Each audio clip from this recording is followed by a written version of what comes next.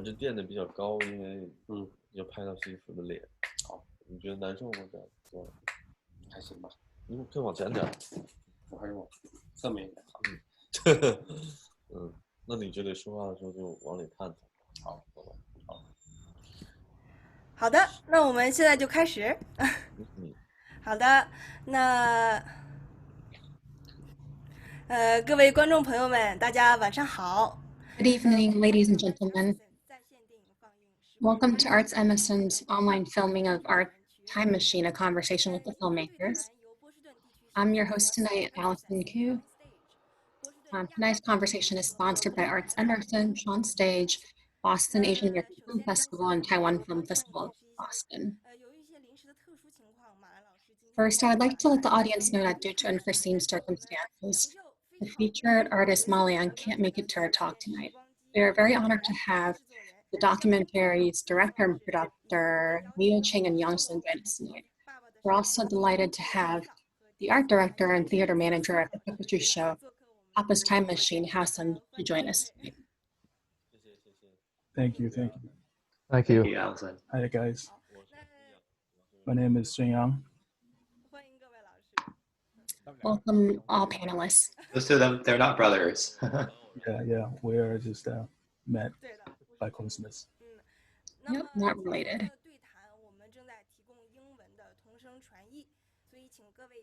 We'll have real-time English translation throughout the night. Please click on the translation button on the bottom of your screen to change language channels. If you have any questions for our panelists, please input them on the Q&A box in the bottom of the screen. We'll have the time for questions from the audience at the end. Right now it's 8:30 on a weekend morning for those tuning in from China. Thank you for joining us and for everyone joining us. It's okay. Thank you. First of all, I'd like to congratulate our panelists. Our Time Machine has earned all sorts of honors and awards in the film festivals around the world. The New York Times and The Guardian both gave stellar reviews. I'm sure this is not only a great accomplishment for the documentary's creators, but also helped the musical gain worldwide attention. I would like to ask each of our panelists, how are you feeling because of this?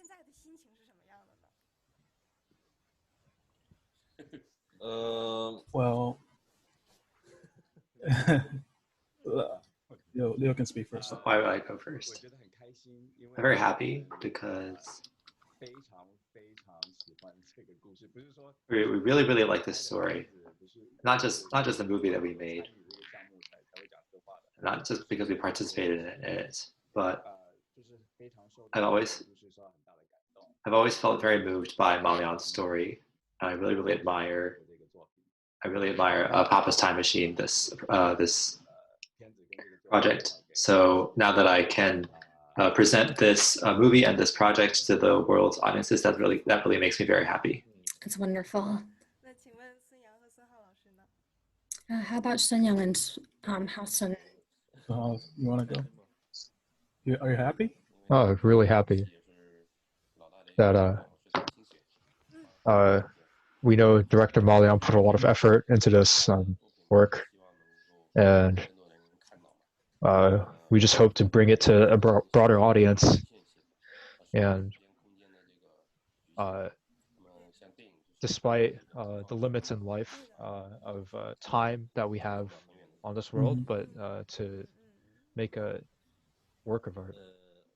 Well, a couple of days ago, I watched it again, the film, and we watched the whole thing.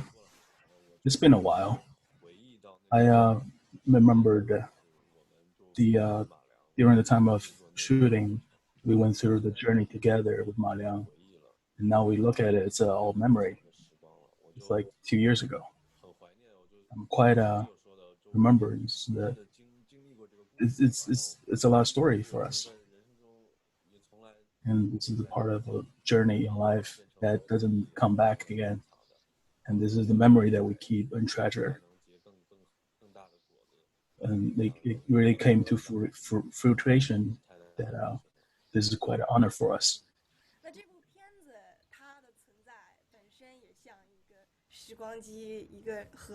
So this film's execution is just like an actual time machine, and now it's flying to all different countries. And so our time machine documents a theater show, Papa's Time Machine, from its start as a mere idea until its execution. I'd like to ask the panelists, how did you get involved? Or how did you decide to take on this project? Originally, when this was just an idea or a dream, what inspired you to make this into a movie? Then I will speak. I'll take this one. Well, a friend of mine was chatting to me about, Maleonn. I was like, yeah, I heard of him in university. I've seen his work before. He said, well, let me tell you a story about him. And he told me about the story about the pool. This story is quite important to us. That everyone who watched the film and can see this when we first started the movie. It's a journey. Maleonn, when he started it's because the pool story as well.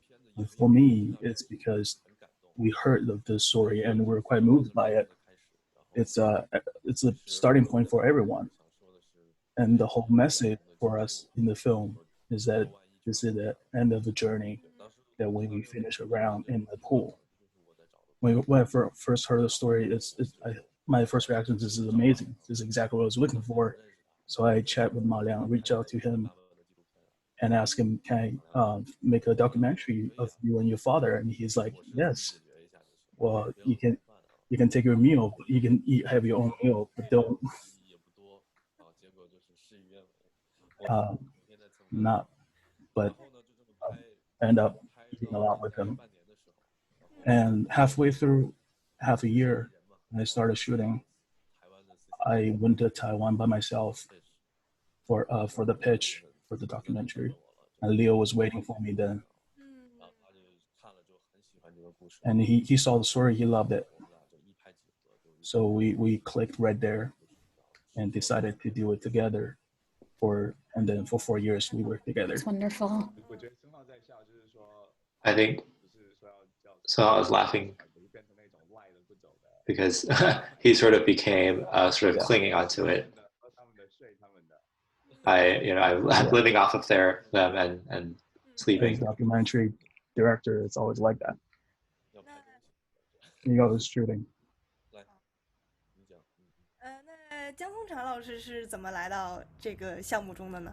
How did Mr. Chiang get involved in this project? At the beginning, I saw Sun Yang's. At the time they've already filmed for 4 or 5 months. The 3-minute sample that he brought really moved me. And the executive producer was also a Chinese American, Jean Chen. So both of us, at the same time, we were really, really moved by Sun Yang's sample piece. We were really shaken. And we were at the same time, we really wanted to participate in what he was doing. At the beginning, I was just a producer, but as through the progress, I found that because Maleonn and I are the same generation, the same age, so I sort of resonated with his emotional journey. So at first we decided that if we worked together and cooperated to tell the story, that I think would bring a interesting spin, a new level to this movie. So starting in 2015, we started cooperating. So from 2015 to now, there's been 5 years? So we finished filming at 2018, and in 2019 we were at Tribeca Film Festival where we premiered, and we won an award. So this past 1.5 years, we've had the opportunity to bring this film to 60-something or 70-something film festivals around the world. So it's been a really good situation. It's wonderful.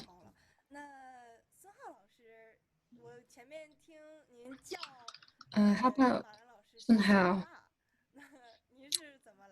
I heard you called the other Mr. Sun Big Brother I earlier. also used to How did study you get film involved in a in project? college, and when I also worked in studios after college, and I remember watching Maleonn's films in college and having a strong impression, and I thought he had a very rich artistic mind and always wanted to reach out to him, but and I didn't really know how to get in touch with him. I still had a lot to learn, but 10 years later, there was a day I'd taken a role also covering a time machine, and so and by chance on Weibo saw Maleong's post about this opening, about a role on his time machine play,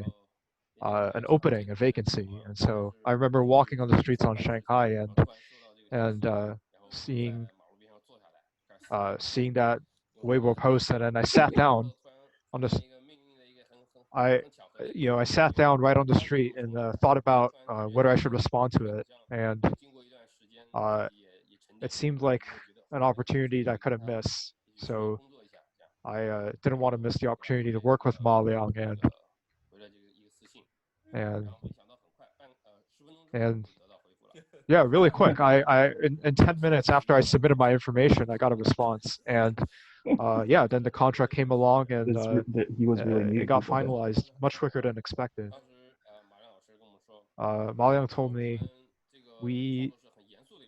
we're a very serious business and very important work, and if you come to work with us, you need to commit to at least a year, or yeah, you should pay us back 20,000 renminbi. So You didn't sign a yeah, contract, he did you? did What kind of make that joke organization with is me. it? No, there wasn't a contract, but you know, a lot of times in the artistic department, people can have strong personalities, but since this work was a very long-term project that asked a lot from each person on the team, so it definitely required a long-term commitment and discipline among the team. You really couldn't walk away in the middle um, for the work to move forward.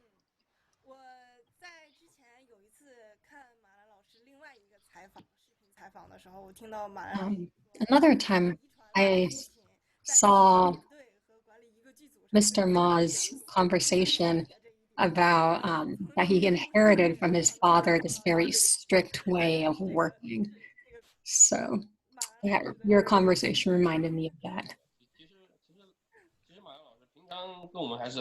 Actually, Maleonn is still very nice to us in person. I remember, we used to have dinner every day while we were filming, and he would also always share some really interesting stories. Yeah, and every time we were eating dinner, he would share some of his ideals, thoughts, and stories. So fun to listen to every day after work. Yeah. That's wonderful. So today, both Mr. Sungs are joining us from a very special place tonight. It looks like you are joining us from the puppetry and prop workshop, is that correct? Can you please show us some of the special devices in this workshop or interesting tools? I am looking at the puppets behind you right now. So the first thing, let's talk about this gentleman, Uncle. He's the middle-aged father in the theater.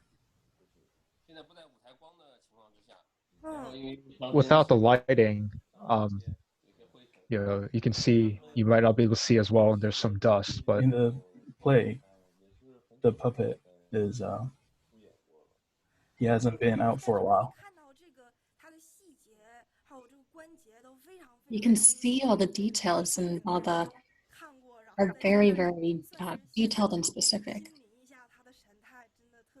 You can definitely tell from the documentary itself that you can Not really many people get worked on them. It'll be the life more of the fun puppets if from. someone worked on it. And the other one is the one looking in the screen. Yeah. Can we do this? You and me? yeah, I can move it a bit. Yeah. I'll introduce it. Yeah. The sound. And we can still hear. Let's introduce first, and then we work on it. We can hear, no problem. So, in the film, while we were making the film, we got a lot of experience working with these large puppets, and they are large wooden puppets and props, and so they do require some special expertise to design and manipulate. But Maleonn thought that on stage, we're actually got a decent distance between the audience, and so you can see there's a lot of detail here. Sponges or carvings that you can't really see, unfortunately. So after the film, Maleonn thought about making even larger puppets to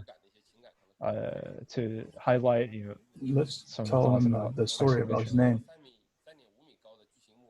So this 3.5-meter tall giant is called Shifu.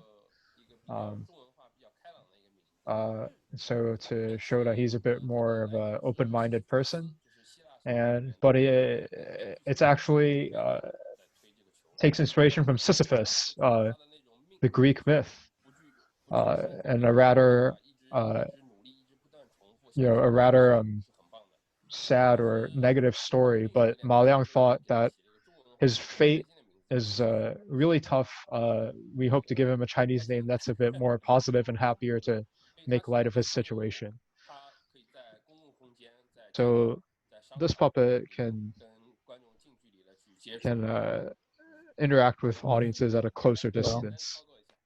And now I'll move it around a bit. Behind. This puppet. Yes. This is a puppet that needs two people to manipulate. One person's inside, controlling the head, the eyes, and the facial expressions, and the legs. And someone else manipulates the hands. And this is pretty heavy. It weighs about 100 pounds.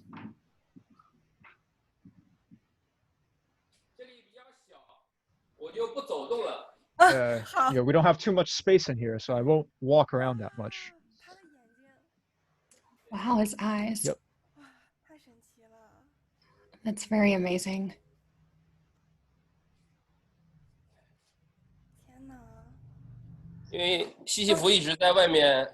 Sisyphus keeps or this puppet, we've used it a lot, so there's some repairs that we could make, but usually he has more movement on his lips. Because of the screen, I couldn't tell how big the puppet was. But when you got closer to it, I realized how Look at him, large the puppet was. How tall is he? He's the height of the room. Because it's too high, he had to tilt his head. He can't reach the ceiling. We thought about making a 6-meter tall statue, but we realized that the camera angle only goes up to 4 meters, for it. So that's why we made this one at 3.5 meters tall.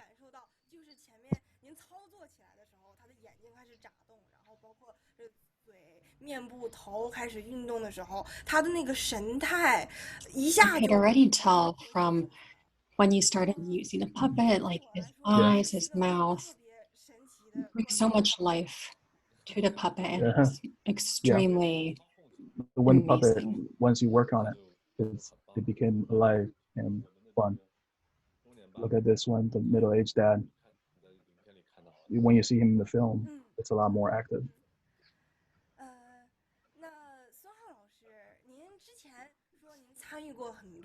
So Mr. Sun Hao, you said you were involved in a lot of other puppetries, including the Chinese version of Little Shops of Horror. How do those projects compare to this current project? And were there anything harder or any challenges you faced working on this before project? this film, I hadn't really interacted with large puppets like this before, but this time I'd reach out to Maleonn just to learn more about the filming aspect. I didn't realize that there would be so much about this stage set directly. So Maleonn initially, when he was making these wooden puppets, he was also learning along the way, and it was great to be a part of that process. And so you see these puppets back here. They in order to present themselves on stage, it took at least 6 months of designing. And we had to make a lot of small modifications because they broke down a lot or they were hard to operate. So yeah, there was a lot of adjustments that were made. But I feel like bringing people along the way throughout the project, they learned how to control them over time. And I helped Maleonn to manage this process, and we thought that other than acting with the puppets, actually creating the set was a really great process too. And Maleonn also is really involved, and so we think it's a really helpful creative process. And through this, we were able to get some inspiration from other people in China that are interacting in this space. And so generally we don't a set doesn't take that long, that much effort to build its props. So I thought I was really happy to be part of the because the name is Time Machine. That's why its time is long.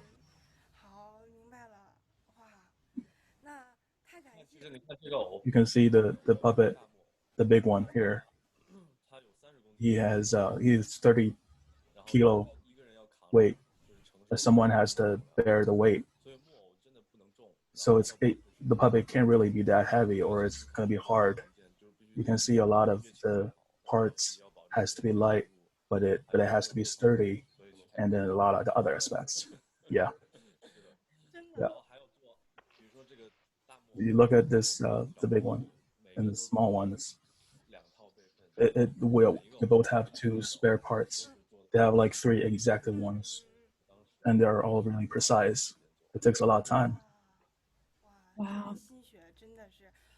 So a lot of work was put into it. So personally, I studied theater in college, and so I got involved in puppetry in my courses. Wow. But when I tried it was very simple. I was using garbage bags and slippers to make little puppets and share a story. But the first time I did it, my teacher criticized me and told me I wasn't at one with the puppet. And so when I watched this movie, I was very touched because every time the puppets worked and acted, it really seemed like they were alive and were like children with all their actual facial expressions. So can you share some of the tips as to how you brought the soul into the puppets? Well, again, this is not like my expertise, but we're able to work with stage actors and swap some ideas, and through Maleonn some of his own thoughts. And I think that there's definitely some technical aspects, but there's also some beliefs and emotions that go into it too. I think in this show, we have 4 different types of puppet roles, and we assign the same people to play the same roles. So to build some longevity throughout the project. So no longer if it's on the technical side or on the emotional side, having the same set of operators with the puppets, I think builds that continuity and to make it really become a character that can project its role with a lot of meaning behind it. And again, these operators had about a whole year to work with the props and puppets. So and I think they really grew with the developments of the team and the story. And yeah, you see, in China, only in Shanghai there is the major puppet, and you're very lucky to have this subject as your school. And for this play, the cast are 80% from this major, and they are very professional. And the funny thing is, when I interviewed the cast, I asked for the little puppets, there are 2 girls, how do you get into the play with, do you interpret yourself, you like your own childhood in it? And their answer is that we don't interpret ourselves, we interpret them, and we never put ourselves in there. We treat them like their own person, and whatever the personality they have, whatever memory they have, how they react to it, it's all from the character, and it's not how I put my memory in them. They just interpret, or they raise the children. They learn everything every day and become more mature, and they just start to grow. And when the puppet came out, and the children just mature over time and changing. And this is the method that's really effective comparing to for the actors to put themselves into the puppets. It's not necessarily what puppets want to do, but what puppets really need is for us to help them. It's quite interesting and fun.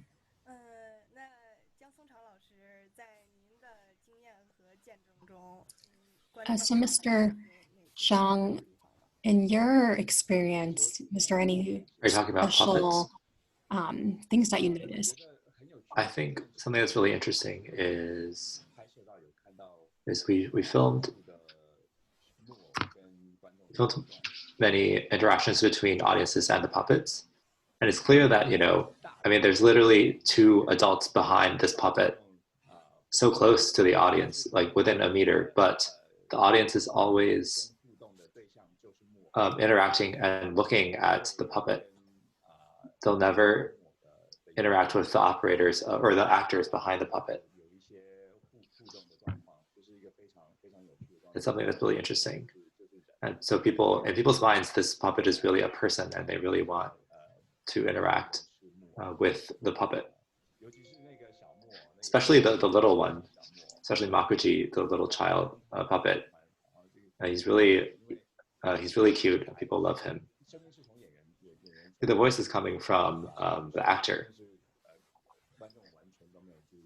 but really the audience, they never notice. They always are interacting with the puppet. I keep thinking, if I have a time machine, I would love for time to go back to 2015, 2017, so I can actually see one of the musicals. So looking back at the actual musical, were there things that you loved, and do you think the audience was able to get well, between 2015 and 2017, I went to every show, and one big feeling I had was that here's the cruel part of theater. It's every show is a little bit different, right? So maybe one show there's a really strong impact. Another show, depending on the reactions from the audience, it can affect the impact. So I think, compared to people, because puppets might have some more detail. It's okay, slow down, don't worry. And yeah, I think there were a few shows that obviously when the puppets really connected with the audience, the emotions within the show were a lot better. And I could feel it, even feel very emotional even watching on the side, because everything was basically right in place and received well by the audience. But not every show was like that. So some shows the audience wouldn't react as well, and I would feel it was kind of a shame that it didn't turn out as well. But yeah, no, every time was a bit different, and that was interesting to observe. Yeah. Leo, take one. I didn't see that many But you saw the live. Tell us how you feel. What should I say?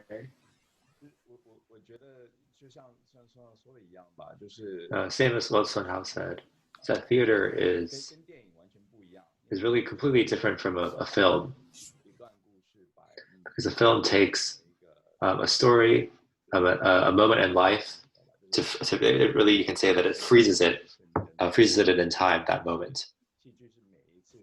But theater is every time that you act it out, you're interacting with the audience.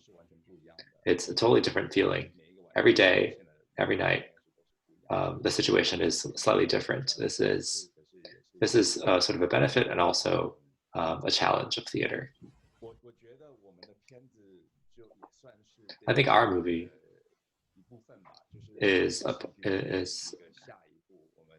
sort of a part of this play.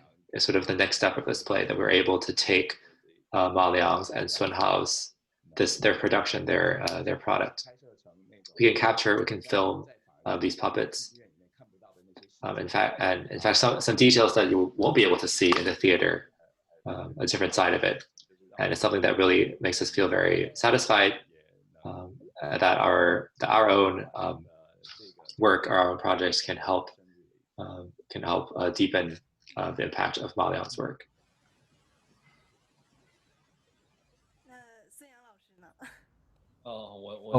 About Mr. Sun Yang. Well,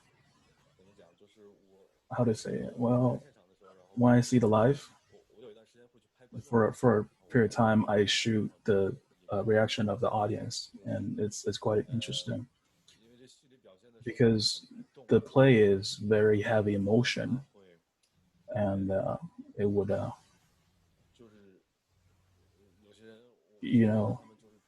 someone is like frightened and constantly not ready to watch it, and someone is really into it and really tight and invested, and everybody is really emotionally affected. But there are some people who is kind of afraid of looking at the form, and there are various sort of reactions. And this is when it first came out, the audience is just regular theater audience. Nobody really done this before, so they have to take in whatever reaction audience give, and sometimes it's just cold stage. People don't give the feedbacks that much, or they don't quite get it, so it's kind of awkward, and then that would be, but it takes a lot of investment to emotionally get this play, to remember your own personal memories. There are things that you want to go back in time to find, and there are people you love, and they're in that emotional state, and they're people getting old, and this emotional interpretation is really important. It will capture you. I think it's quite challenging to put it on the stage. That the life is really moving,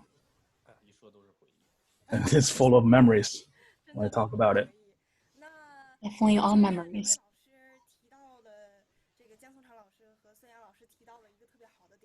So earlier, Leo and Mr. Hao Sun both talked about how documentaries can actually save some of the emotions of the audience and of the artist.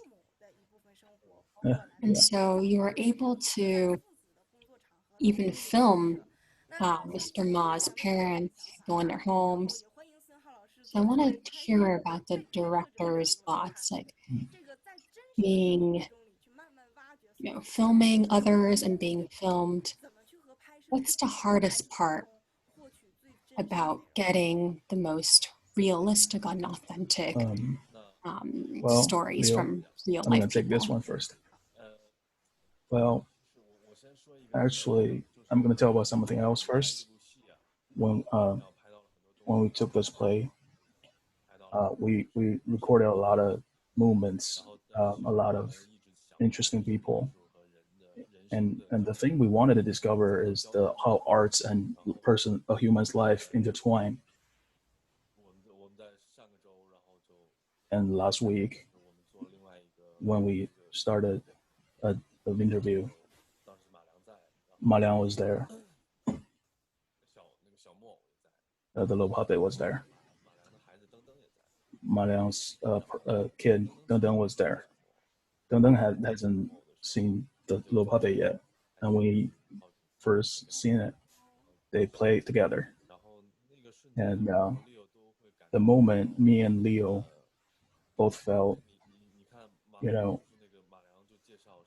Maleonn was talking about, oh, this is Deng Deng's brother.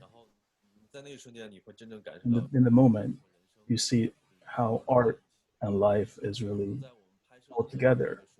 All the moments that we capture, it's not all that perfect. But when you see the Deng Deng and the little puppet was playing together, like brothers and sisters, you see that life and art is really all intertwined together. And we record the whole play, and everybody who grew in those 3-4 years, and Maleonn and his parents, and all the cast. And this is all what we're trying to get, is that how art and life is all together. That's wonderful. And being with them, with Maleonn's parents, they're so nice. They're merciful and super nice. When I get together with them, it's like I'm with my grandparents. They're always nice to me and inviting. Whenever I go film, they make so many food for us. And I really like being there with them. I don't have to take the camera out, just being there, And they're artists as well, and they're really interesting people. They're not scared of the camera. And when I do the close shots, they're still natural. And for Maleonn is really sensitive. And he is a Virgo. He doesn't like being interrupted during his creation process. And when I started filming, I'm the interruption. So he's not happy that I was there. And so he get mad at me a lot. But I get it. It's my documentary is what getting to him. What I want to film is what hurts him. The Alzheimer of his father. The feeling, how you're feeling, keep poking him. So he, it's natural to want to hide. And gradually I deal with how to get close to him. Not too close, but not too far. It's subtle. I think Leo is really good at this. Maleonn likes Leo a lot. They're the same age and they get each other. Maleonn always think I'm young. And I'm the young kid with no shame. and he thinks I'm funny. And this is how I got his guard down, just to film him. Maleonn always tell him how Leo is a mature, calm guy. He's saying no. old is that? He's saying that you have the charm. I think that observing Maleonn and Sun Yang's interactions is really interesting. Because Maleonn really likes to make fun of Sun Yang, just tease him. It's that kind of like teasing a little brother that he really likes. That sort of relationship. I think their relationship is really great. They're really close, almost like a family. Well, yeah, it's true. The film, when we filmed it, we accompany Maleonn to spend this time in his life to making this work, and also facing dad's getting old and getting married and have kids, and a lot of transformation going on, and a lot of things are happening for him in 3 or 4 years. Well, I would say burning. He burns a lot of his life. Like in between 30 and 40s, it's not for most people, it's not very interesting. But for him, we spend a lot of time together, so the emotional, getting really very being close. Understood.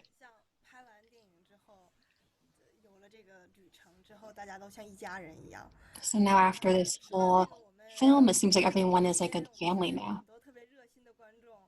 So now we actually have a lot of questions from our audience. And let's turn to the questions.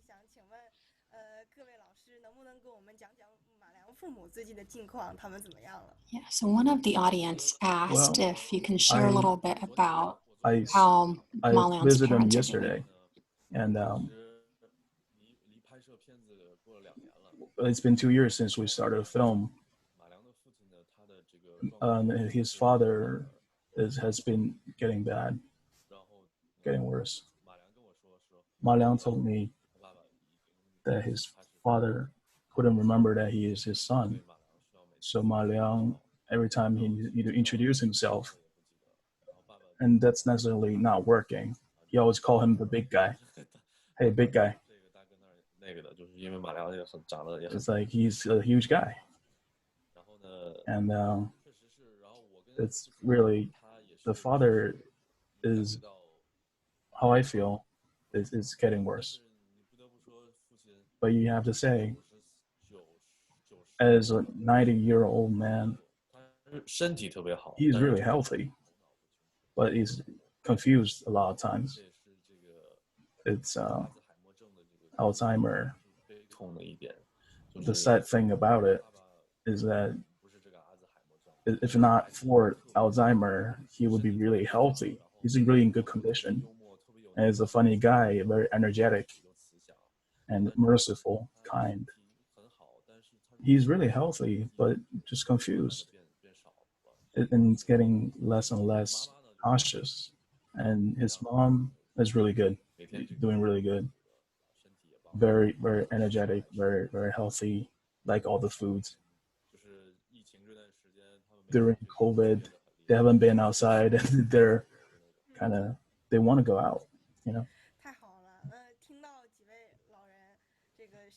That's good to hear that they are well healthy, and it makes all the audience a lot more at peace. And just wanted to know how they were doing.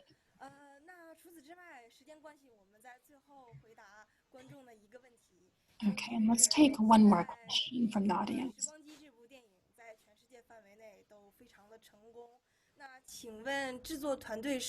So, given how successful the documentary has been doing around the world, have you been thinking about redoing the musical, the puppetry again, and going on shows? Well, I'm going to take this one. There might be, because actually the cast is all renewed. The cast and the staff, the production, and also the theater, they are all new people now. So hopefully they would have more shows. Well,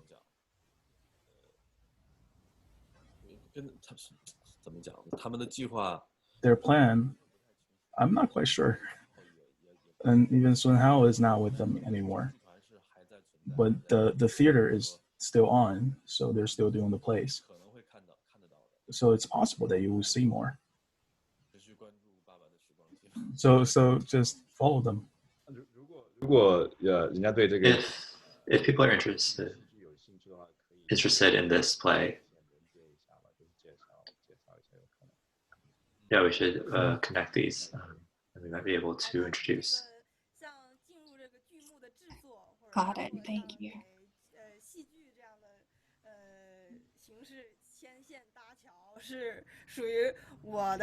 Connecting folks with other theater actors, that's within my love and my job. And I will be more than happy to connect. We don't have much time left. We're going to end our Q&A session here. Thank you again so much for all the panelists and for everyone else for joining. Thank you, the panelists, for sharing interesting stories and showing us the puppet workshop. We also thank each of the STEAM speakers and sharing, your own artistic languages,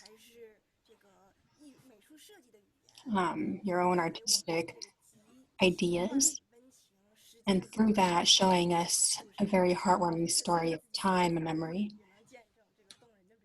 and that we can even experience this along with you from our homes. So the movie is available from now until September 22nd via the Arts Emerson official website.